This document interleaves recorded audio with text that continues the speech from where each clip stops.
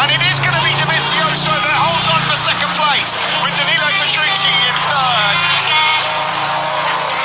Tampil konsisten sepanjang balapan, jadi kunci dua Ducati tapaki podium di Le Mans. Ya, Andrea Dovizioso dan Danilo Petrucci sukses finish kedua dan ketiga di belakang Marc Marquez. Hasil di GP Prancis jadi kali pertama Dovi dan Petrucci naik podium bersama di musim ini. Sempat terlibat pertarungan sengit, keduanya mampu tuntaskan 27 lap.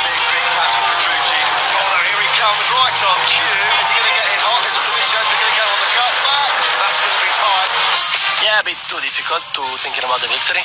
At the end, the second position after this difficult weekend with the weather, and on the grid I wasn't so confident. So second is really good because the championship is completely open. But I'm not too happy because it's a confirm this race. We need something more to fight with Mark because we're close, but not enough. My speed is there, but we need something more. Has been great today because in the past races, yeah, I've been good, but only in the race. In qualifying, not. At the end, I was able to close the gap. We made a very good fight with Dovi, and I tried my best. He was a little bit better in acceleration, me in entry of the corner.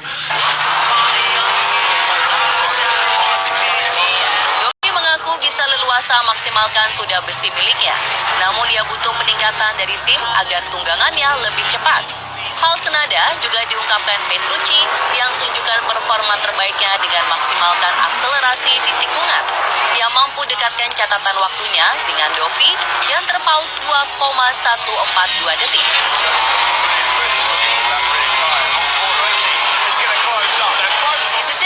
Miller juga unjuk aksi. Meski sempat berikan persaingan ketat kepada Marquez, namun dia harus puas finish keempat.